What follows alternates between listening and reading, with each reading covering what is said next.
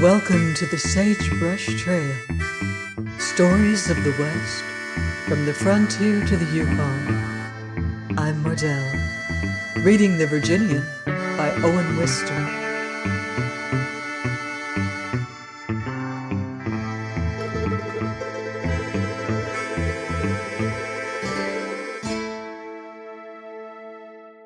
Chapter 2. When you call me that, smile. We cannot see ourselves as others see us, or I should know what appearance I cut at hearing this from the tall man. I said nothing, feeling uncertain. "I reckon I'm looking for you, sir," he repeated politely. "I'm looking for Judge Henry," I now replied. He walked toward me, and I saw that in inches he was not a giant. He was not more than 6 feet. It was Uncle Hughie that had made him seem to tower. But in his eye, in his face, in his step, in the whole man, there dominated a something potent to be felt, I should think, by man or woman. "The judge sent me after you, sir," he now explained in his civil Southern voice, and he handed me a letter from my host. Had I not witnessed his facetious performances with Uncle Hughie, I should have judged him wholly ungifted with such powers. There was nothing external about him but what seemed the signs of a nature as grave as you could meet. But I had witnessed, and therefore, supposing that I knew him in spite of his appearance, I was, so to speak, in on his secret and could give him a sort of wink, I adopted at once a method of easiness. It was so pleasant to be easy with a large stranger, who, instead of shooting at your heels, had very civilly handed you a letter. "You're from old Virginia, I take it," I began. He answered slowly, "Then you have taken it correct, sir." A slight chill passed over my easiness, but I went cheerily on with a further inquiry. "Find many oddities out here, like Uncle Hughie?" "Yes, sir, there is a right smart of oddities around, and they come in on every train." At this point I dropped my method of easiness. "I wish that trunks came on the train," said I, and I told him my predicament. It was not to be expected that he would be greatly moved at my loss, but he took it with no comment whatever. "We'll wait in town for it," said he, always perfectly civil. Now what I had seen of town was to my newly arrived eyes altogether horrible. If I could possibly sleep at the judge's ranch, I preferred to do so. "Is it too far to drive there tonight?" I inquired. He looked at me in a puzzled manner. "For this valise," I explained, "contains all that I immediately need. In fact, I could do without my trunk for a day or two, if it is not convenient to send, so if we could arrive there not too late by starting at once—" I paused. "It's 263 miles, said the Virginian. To my loud ejaculation he made no answer, but surveyed me a moment longer, and then said, "Supper will be about ready now." He took my valise, and I followed his steps toward the eating-house in silence. I was dazed. As we went, I read my host's letter, a brief, hospitable message. He was very sorry not to meet me himself. He had been getting ready to drive over when the surveyor appeared and detained him. Therefore, in his stead, he was sending a trustworthy man to town who would look after me and drive me over. They were looking forward to my visit with much pleasure. This was all. Yes, I was dazed. How did they count a distance in this country? You spoke in a neighborly fashion about driving over to town, and it meant I did not know yet how many days. And what would be meant by the term dropping in, I wondered, and how many miles would be considered really far? I abstained from further questioning the trustworthy man. My questions had not fared excessively well. He did not propose making me dance, to be sure. That would scarcely be trustworthy, but neither did he propose to have me familiar with him. Now, why was this? What had I done to elicit that veiled and skillful sarcasm about oddities coming in on every train? Having been sent to look after me, he would do so, would even carry my valise. But I could not be jocular with him.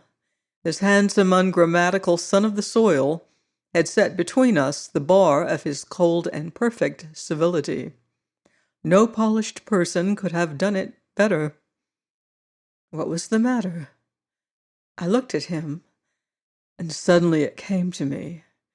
If he had tried familiarity with me the first 2 minutes of our acquaintance, I should have resented it. By what right, then, had I tried it with him? It smacked of patronizing.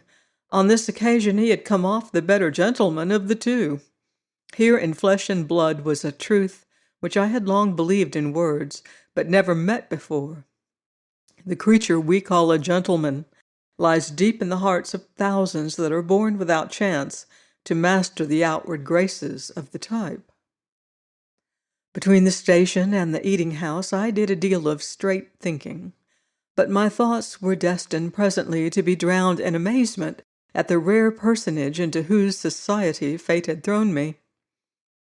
Town, as they called it, pleased me the less, the longer I saw it.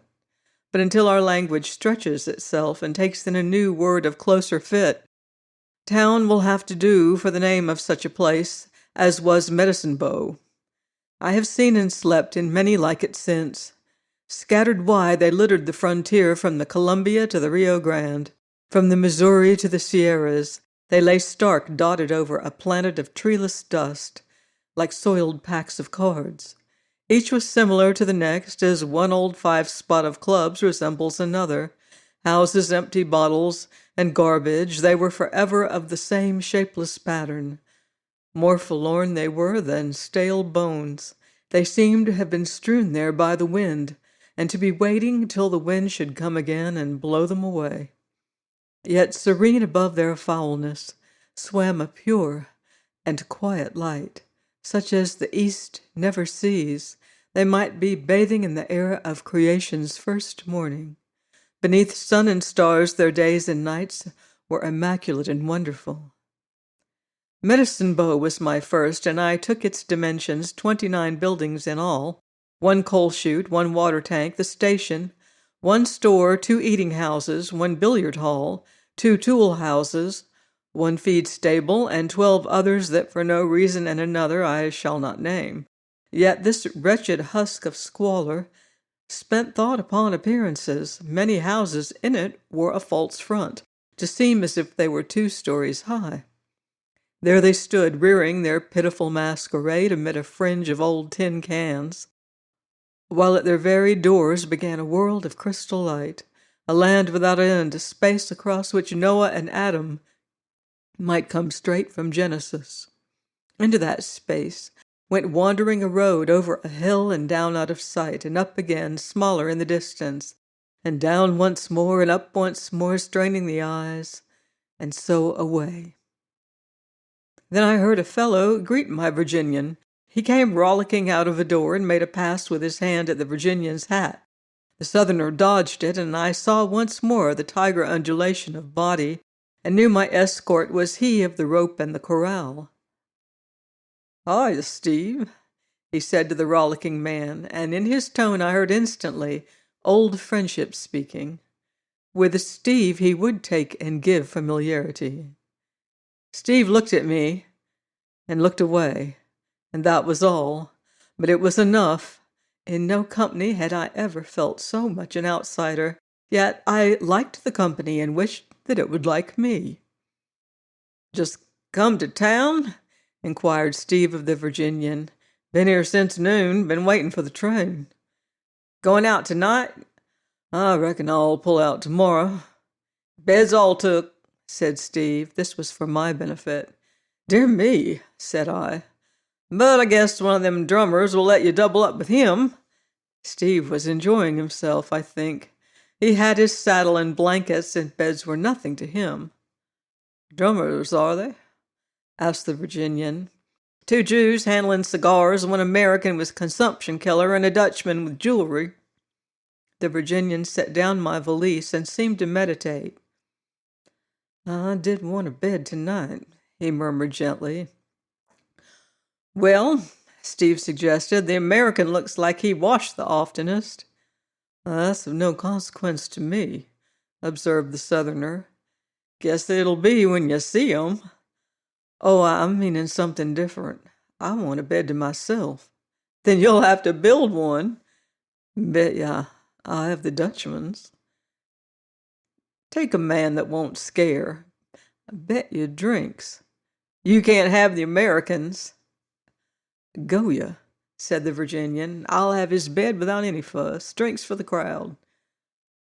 I suppose you have me beat, said Steve, grinning at him affectionately. You're such a son of a... When you get down to work, well, so long, I gotta fix my horse's hoofs. I had expected that the man would be struck down. He had used to the Virginian a term of heaviest insult, I thought. I had marveled to hear it come from so unheralded from Steve's friendly lips. And now I marveled still more. Apparently, he had meant no harm by it. Evidently, no offense had been taken. Used thus, this language was plainly complimentary. I had stepped into a world new to me indeed, and novelties were occurring with scarce any time to get breath between them. As to where I should sleep, I had forgotten that problem altogether in my curiosity. What was the Virginian going to do now? I began to know that the quiet of this man was volcanic. Will you wash first, sir? We were at the door of the eating-house, and he set my valise inside. In my tenderfoot innocence, I was looking indoors for the washing arrangements. It's out here, sir, he informed me gravely, but with strong southern accent. Internal mirth seemed often to heighten the local flavor of his speech. There were other times when it had scarce any special accent or fault in grammar. A trough was to my right, slippery with soapy water, and hanging from a roller above one end of it was a rag of discouraging appearance. The Virginian caught it, and it performed one whirling revolution on its roller. Not a dry or clean inch could be found on it. He took off his hat and put his head in the door. Your towel, ma'ams, said he, has been too popular. She came out. A pretty woman. Her eyes rested on him for a moment, then upon me with disfavor. Then they returned to his black hair. The allowance is one a day, said she very quietly, but when folks are particular... She completed her sentence by removing the old towel and giving us a clean one. Thank you, ma'am, said the cowpuncher. She looked once more at his black hair and without any word returned to her guests at supper. A pail stood in the trough almost empty, and this he filled for me from a well. There was some soap sliding at large in the trough, but I got my own. And then in a tin basin I removed as many of the stains of travel as I was able. It was not much of a toilet that I made in this first wash trough of my experience, but it had to suffice, and I took my seat at supper. Canned stuff it was, corned beef, and one of my table companions said the truth about it. When I slung my teeth over that, he remarked, I thought I was chewing a hammock. We had strange coffee and condensed milk, and I had never seen more flies. I made no attempt to talk, for no one in this country seemed favorable to me.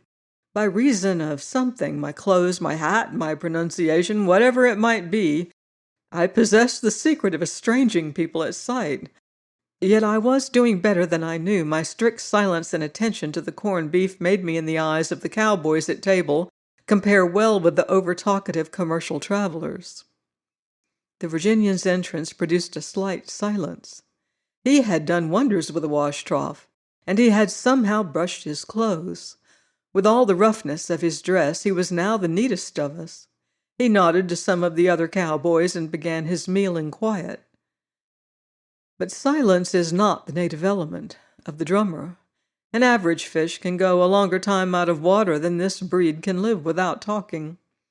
One of them now looked across the table at the gray flannel-shirted Virginian. He inspected and came to the imprudent conclusion that he understood his man. Good evening, he said briskly. Good evening, said the Virginian. Just come to town? Pursued the drummer. Just come to town, the Virginian suavely assented. Cattle business jumping along? inquired the drummer. Oh, fair. And the Virginian took some more corned beef. Gets a move on your appetite anyway, suggested the drummer. The Virginian drank some coffee. Presently, the pretty woman refilled his cup without his asking her. Guess I've met you before, the drummer stated next. The Virginian glanced at him for a brief moment. Haven't I now? Ain't I seen you somewhere? Now look at me. You been in Chicago, ain't you? Look at me well. Remember Ike's, don't ya? I don't reckon I do. See now, I knowed you'd been in Chicago 4 or 5 years ago. Maybe it's 2 years. Time's nothing to me, but I never forget a face. Yes, sir. Him and me's met at Ike's, all right. This important point the drummer stated to all of us. We were called to witness how well he had proved old acquaintanceship. Ain't the world small, though, he exclaimed complacently. Meet a man once, you're sure to run on him again. That's straight. That's no barroom josh. And the drummer's eye included us all in his confidence. I wondered if he had attained that high perfection when a man believes his own lies. The Virginian did not seem interested. He placidly attended to his food, while our landlady moved between dining room and kitchen, and the drummer expanded. Yes, sir, Ike's, over by the stockyards, patronized by all the cattlemen that know what's what. That's where. Maybe it's 3 years. Time never was nothing to me, but faces, why, I can't quit 'em. Adults or children, male and female, once I seed 'em, I couldn't lose one off my memory now if you were to pay me bounty $5 a face. White men, that is, can't do nothing with coloreds or Chinese, but you're white, all right. The drummer suddenly returned to the Virginian with this high compliment. The cowpuncher had taken out a pipe and was slowly rubbing it. The compliment seemed to escape his attention, and the drummer went on. I can tell a man when he's white, put him at Ike's or out loose here in the sagebrush. And he rolled a cigar across to the Virginian's plate. Selling them? Inquired the Virginian. Solid goods, my friend. Havana wrappers, the biggest tobacco proposition for 5 cents out yet. Take it. Try it. Light it. Watch it burn. Here. And he held out a bunch of matches. The Virginian tossed a 5-cent piece over to him. Oh, no, my friend, not from you, not after Ike's. I don't forget you, see? I knowed your face right away, see? Now that's straight, and I seen you at Chicago all right. Maybe you did, said the Virginian. Sometimes I'm mighty careless what I look at. Well, pardam, now exclaimed the Dutch drummer hilariously. I am plumb disappointed. I was hoping to tell him some things myself. Not the same here, stated the American. He's too healthy for me. I gave him up on sight. Now it was the American drummer whose bed the Virginian had in his eye. This was a sensible man and had talked less than his brothers in the trade. I had little doubt who would end by sleeping in his bed, but how the thing would be done interested me more deeply than ever. The Virginian looked amiably at his intended victim, and made 1 or 2 remarks regarding patent medicines. There must be a good deal of money in them, he supposed, with a live man to manage them. The victim was flattered. No other person at the table had been favored with so much of the tall cowpuncher's notice. He responded, and they had a pleasant talk. I did not divine that the Virginian's genius was even then at work, and that all this was part of his satanic strategy. But Steve must have divined it, for while a few of us still sat finishing our supper, that facetious horseman returned from doctoring his horse's hoofs, put his head into the dining room, took in the way in which the Virginian was engaging his victim in conversation, remarked aloud, I've lost, and closed the door again. What's he lost? Inquired the American drummer. Oh, you mustn't mind him, drawled the Virginian. He's one of them box-head jokers, goes around opening and shutting doors that-a-way. We call him harmless. Well, he broke off, reckon I'll go smoke. Not allowed in here? This last he addressed to the landlady with a special gentleness. She shook her head, and her eyes followed him as he went out. Left to myself, I meditated for some time upon my lodging for the night, and smoked a cigar for consolation as I walked about. It was not a hotel that we had supped in. Hotel at Medicine Bow there appeared to be none, but connected with the eating house was that place where, according to Steve, the beds were all taken, and there I went to see for myself. Steve had spoken the truth. It was a single apartment containing 4 or 5 beds, and nothing else whatever. And when I looked at these beds, my sorrow that I could sleep in none of them grew less. To be alone in one offered no temptation, and as for this courtesy of the country, this doubling up, well, they've got ahead of us. This was the Virginian standing at my elbow. I assented. In this public sleeping room they had done what one does to secure a seat in a railroad train. Upon each bed, as notice of occupancy, lay some article of travel or of dress. As we stood there, the 2 Jews came in and opened and arranged their valises, and folded and refolded their linen dusters. Then a railroad employee entered and began to go to bed at this hour before dusk had wholly darkened into night. For him, going to bed meant removing his boots and placing his overalls and waistcoat beneath his pillow.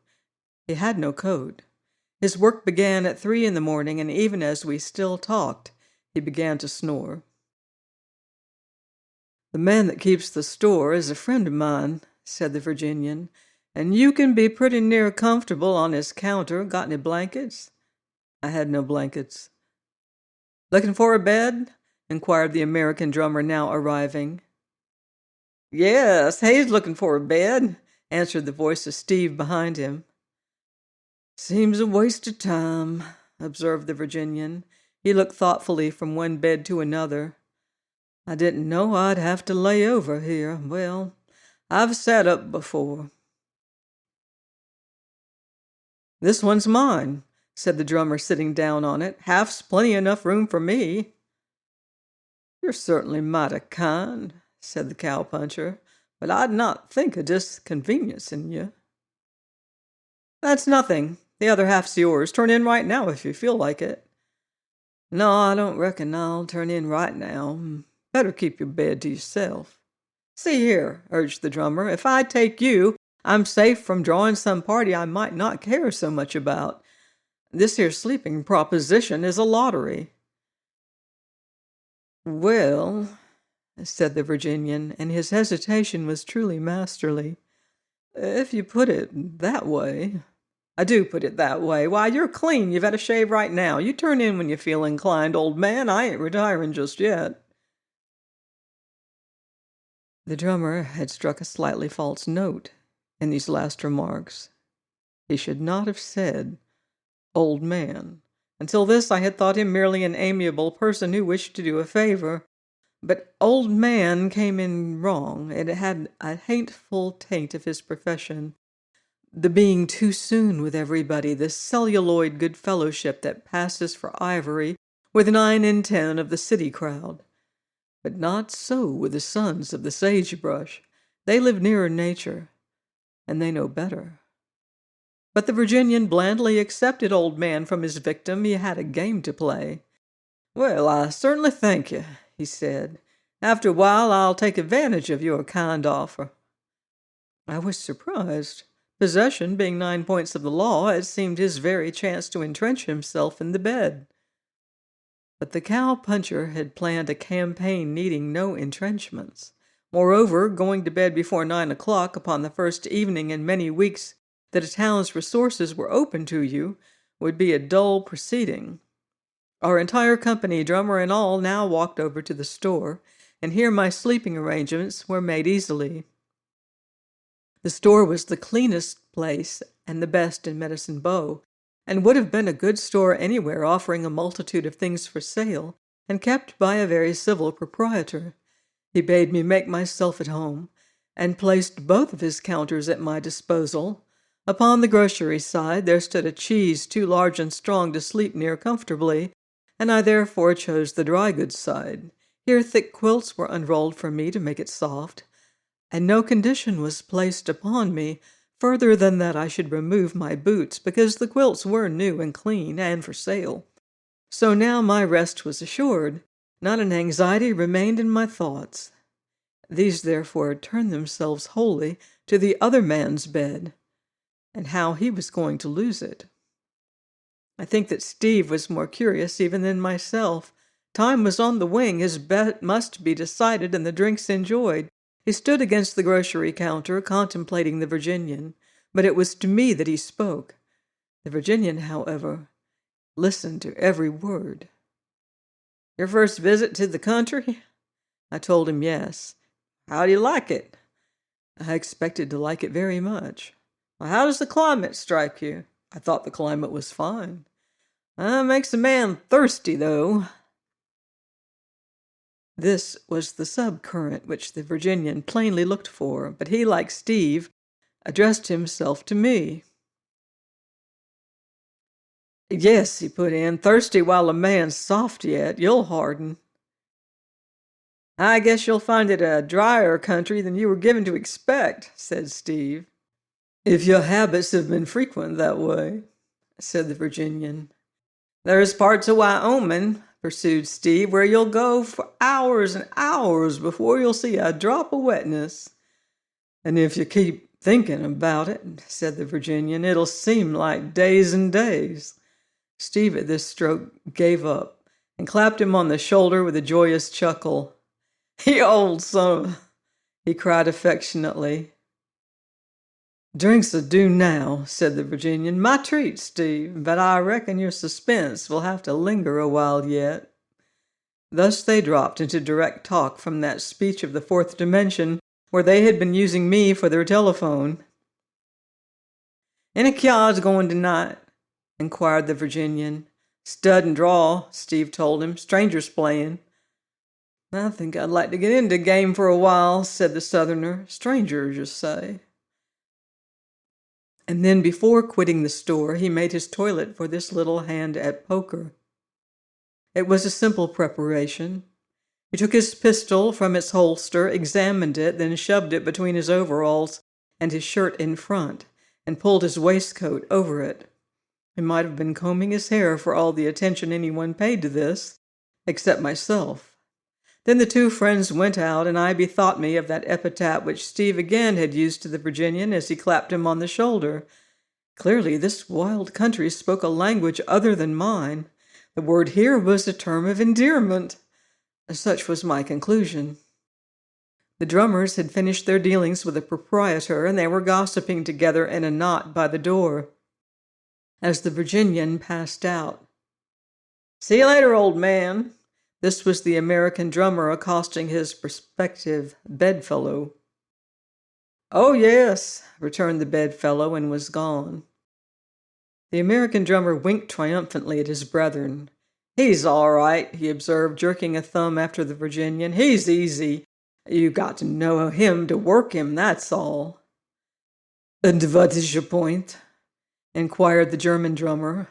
Point is, he'll not take any goods off you or me, but he's going to talk up the killer to any consumptive he runs across. I ain't done with him yet.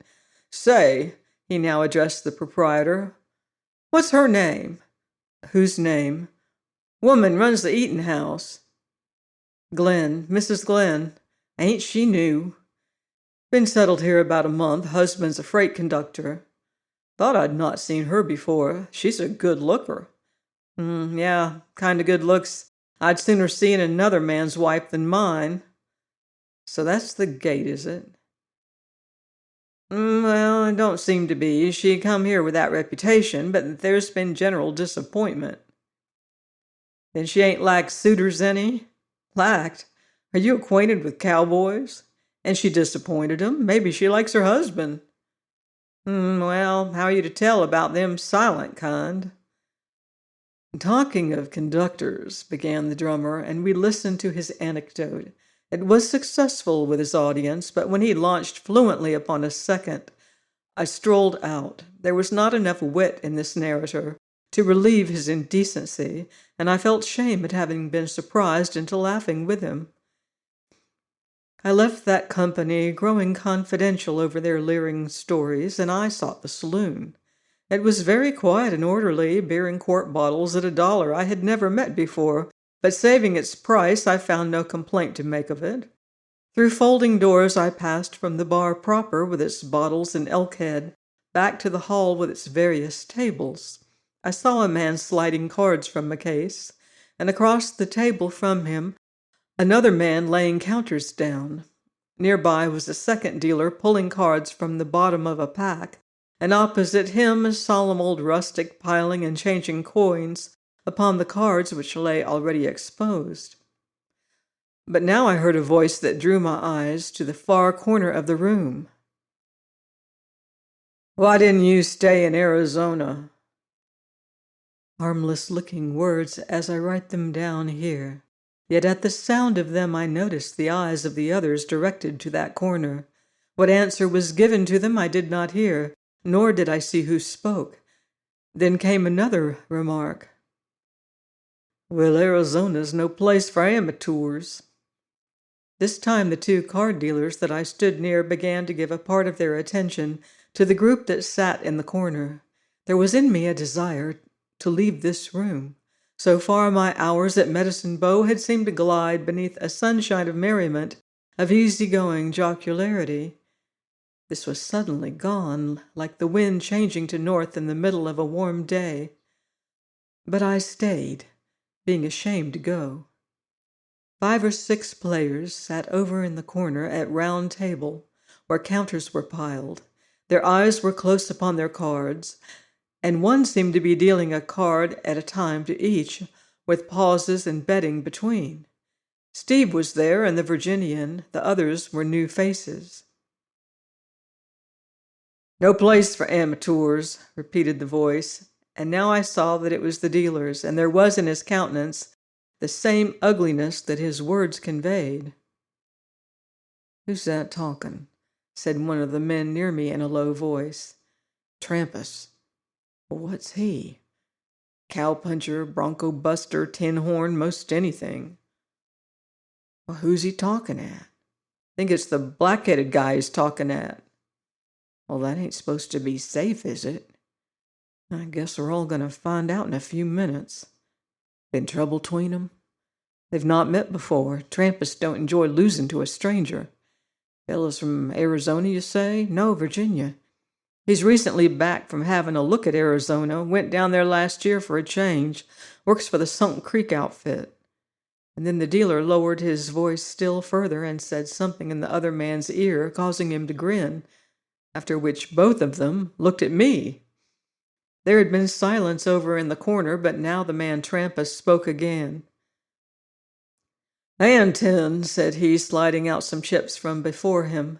Very strange it was to hear him, how he contrived to make those words a personal taunt. The Virginian was looking at his cards. He might have been deaf. "And 20," said the next player easily. The next threw his cards down. It was now the Virginian's turn to bet or leave the game, and he did not speak at once. Therefore Trampas spoke. "Your bet, you son of a—" The Virginian's pistol came out, and his hand lay on the table, holding it unaimed, and with a voice as gentle as ever, the voice that sounded almost like a caress, but drawling a very little more than usual, so that there was almost a space between each word, he issued his orders to the man Trampas. "When you call me that, smile." And he looked at Trampas across the table. Yes, the voice was gentle, but in my ears it seemed as if somewhere the bell of death was ringing, and silence like a stroke fell on the large room.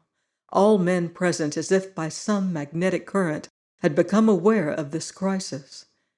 In my ignorance and the total stoppage of my thoughts, I stood stock still and noticed various people crouching or shifting their positions.